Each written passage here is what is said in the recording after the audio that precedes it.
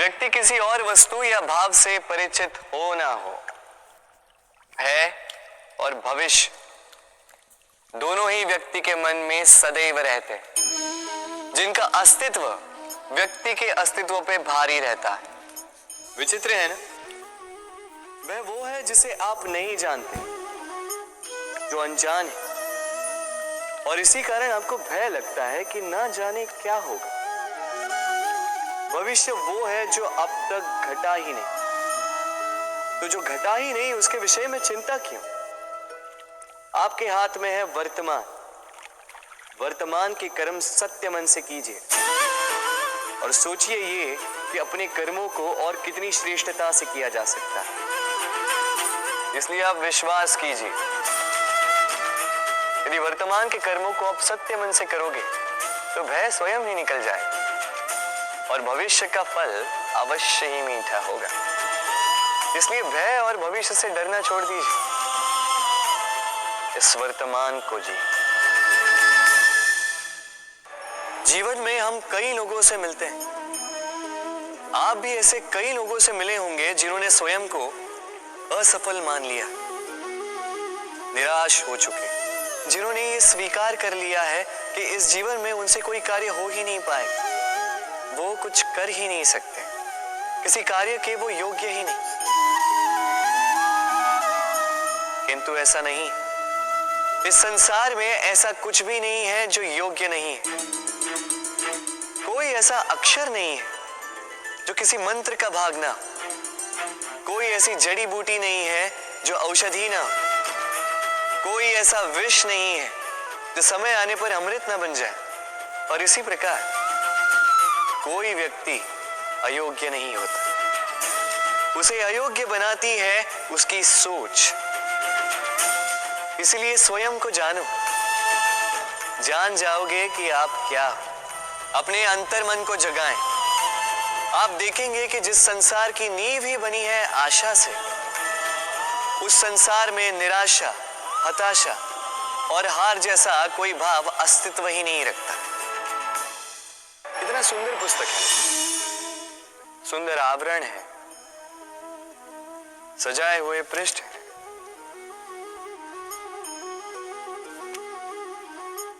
किंतु क्या ये सत्य में अद्भुत पुस्तक कहलाने की पात्र है?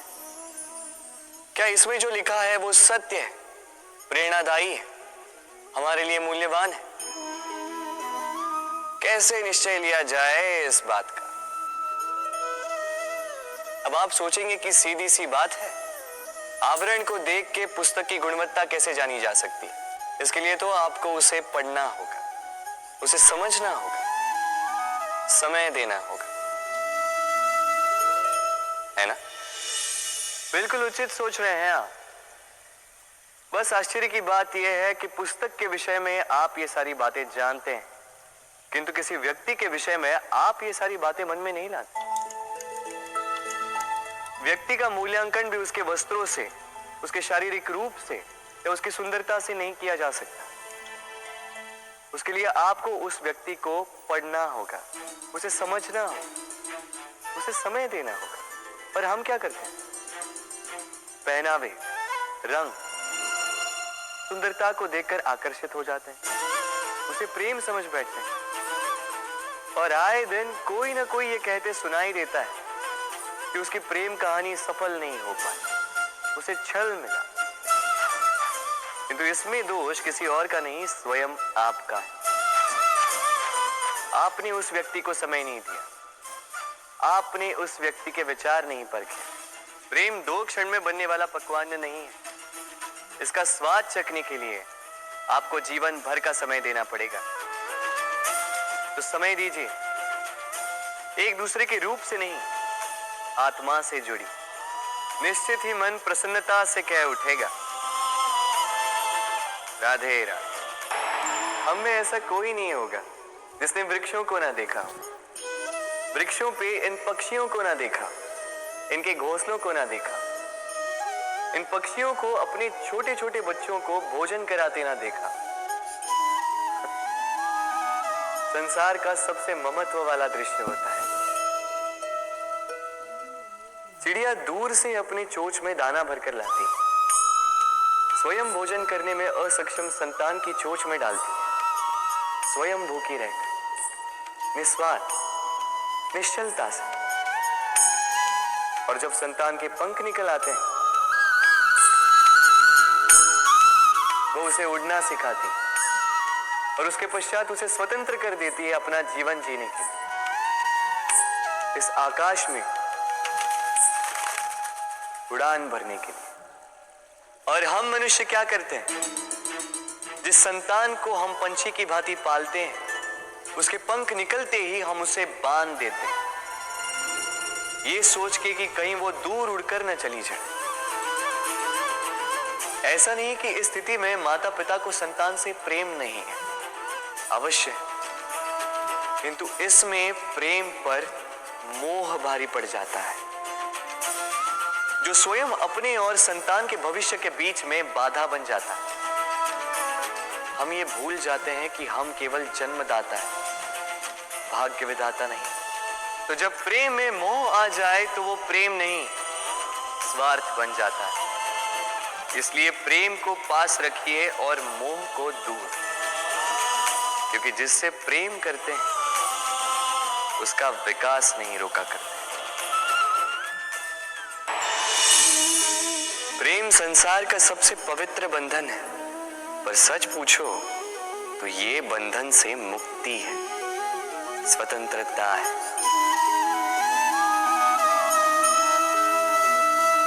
नहीं समझे? समझाता हूं। यदि कोई आपका प्रेम ठुकरा दे, यदि कोई आपका प्रेम समझ ही ना पाए, तो क्या होगा? कुछ उदास हो जाएंगे, कुछ छल करके प्रेम पाना चाहेंगे, तो कुछ बलपूर्वक प्रेम पर अधिकार करना चाहेंगे।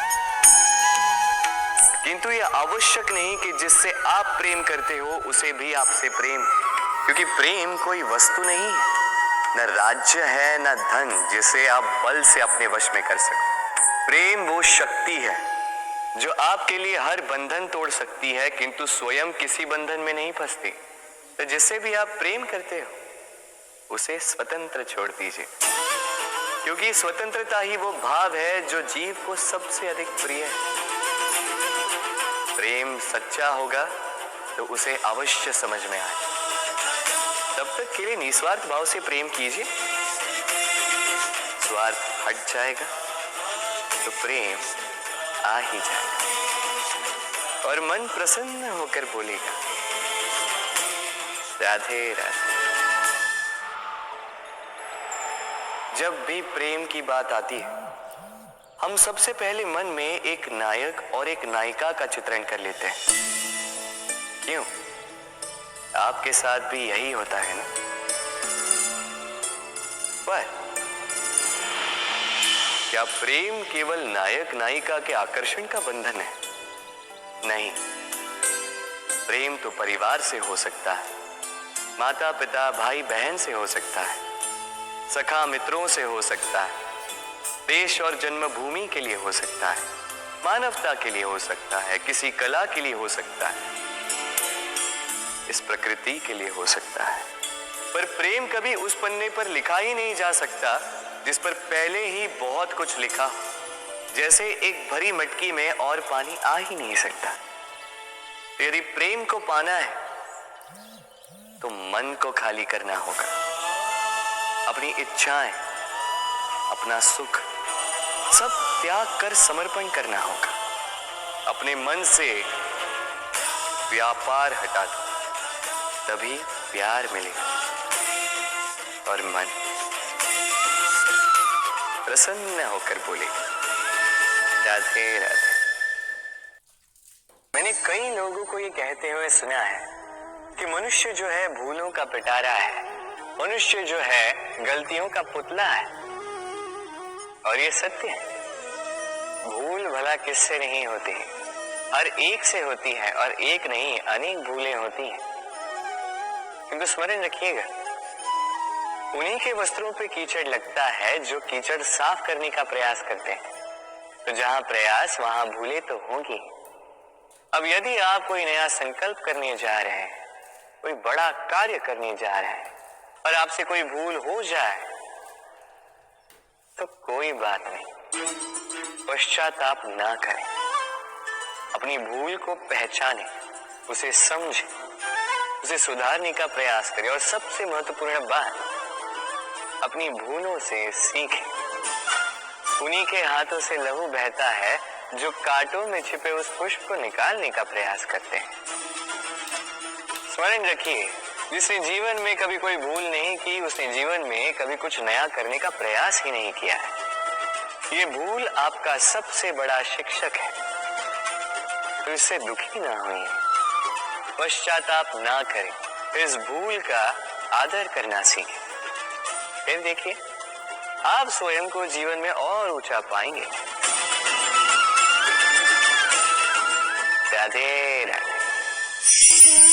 ये वृक्ष देख रहे हैं आप, कितना हरा भरा, कितना सुंदर। इसकी शीतल छाया में सुख मिल जाता है। इसकी डालियों पर बैठे पंछी, इनकी वाणी सुनो तो थकान ही निकल जाती। किंतु क्या ये वृक्ष आरंभ से ऐसा ही था? क्या ये सदा ऐसा रहा? नहीं। प्रति वर्ष पतझड़ के निर्मम प्रहार इस पर पड़ते हैं, इसके पत्तों को सुखाते हैं, गिराते हैं, किंतु फिर भी ये वृक्ष अटल खड़ा रहता है। और फिर जब वसंत ऋतु आती है, इन्हें नया जीवन दे जाती है। इन पर पुनः नन्ही नन्ही सी कलियां खिलती हैं। इसने पतझड़ का सामना किया, इसलिए आज ये हरा भरा है। इसने पुराने पत्तों का शोक मनाने के स्थान पर परिवर्तन स्वीकार किया, इसलिए आज हमें यह सुख बांट सकता है। स्मरण रखिएगा, अत्यंत महत्वपूर्ण बात,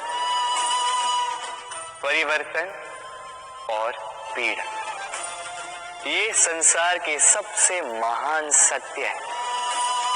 जिसने इन्हें स्वीकार कर लिया, मानो वो धन्य हो गया। राधे। आइए, आप सबका स्वागत है। हमारे आसपास ऐसे कई लोग होते हैं जिनमें प्रबल वाक चातुर्य होता है, जो अपने मीठे शब्दों से सबको बांध लेते हैं और इसीलिए वो आकर्षण का केंद्र भी बन जाते हैं। अब हमारे आसपास ऐसे भी कुछ लोग होते हैं जिनके शब्द हमें चुभते हैं, जिनकी दृष्टि से हम सदैव बचकर निकलना चाहते हैं, है ना? ये शब्द अत्यंत शक्तिशाली होते हैं। यदि ये शब्द नव प्राण फूंक सकते हैं, तो ये शब्द प्राण ले भी सकते हैं।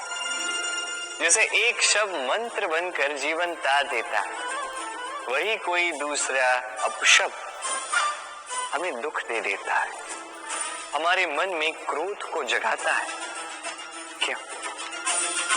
कि हमारे वचन अमूल्य है, ये हमारे शब्द ये ब्रह्म है।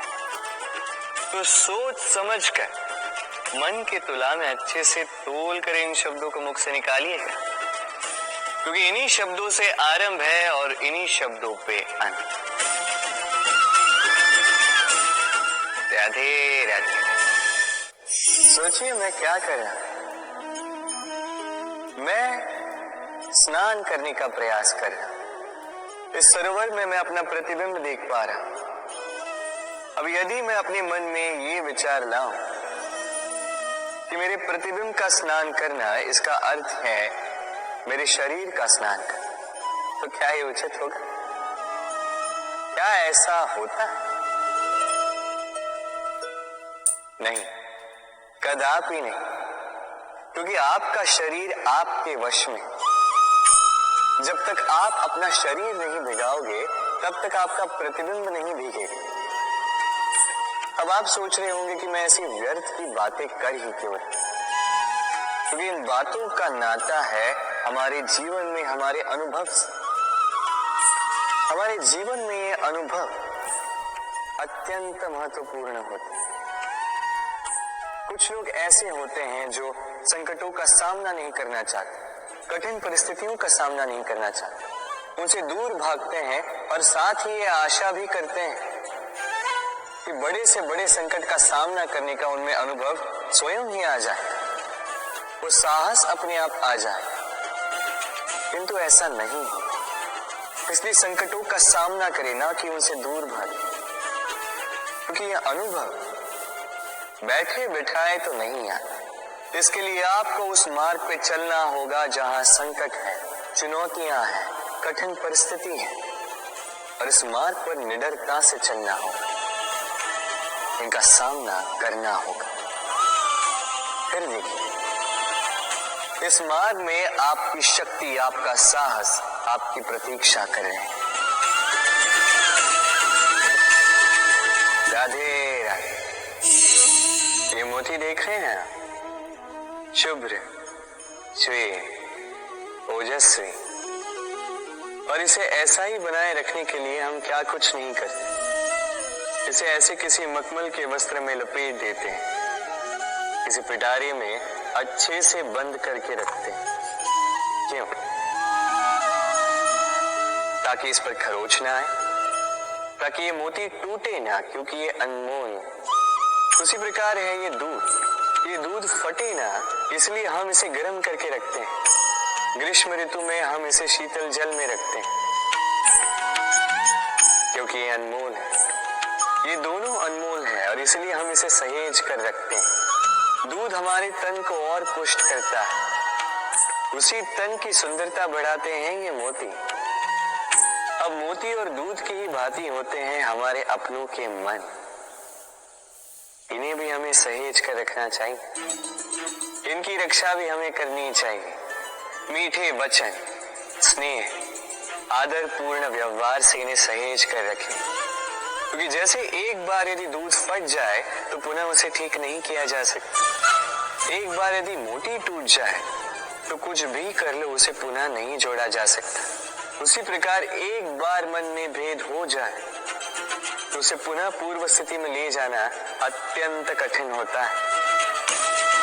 मन के मतों में भेद हो सकता है, किंतु मन में भेद नहीं होना चाहिए। इसलिए अपनों के मन सहेज कर रखें, क्योंकि ये अत्यंत अनमोल होते हैं।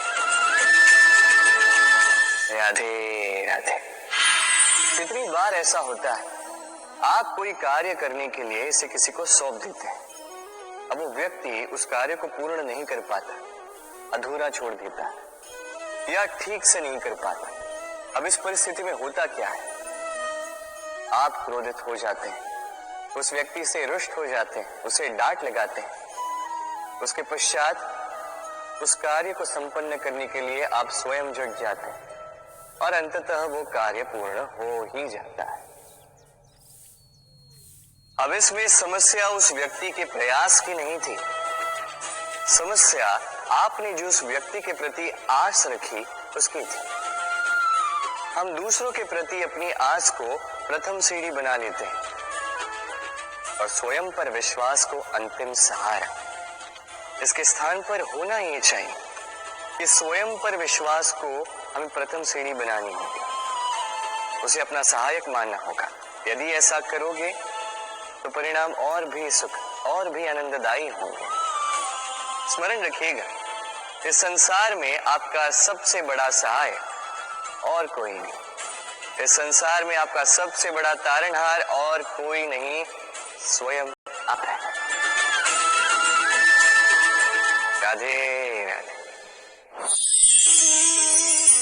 मुझे अच्छे से स्मरण है, एक बार एक गैया वन से निकलकर हमारे घर चली आई।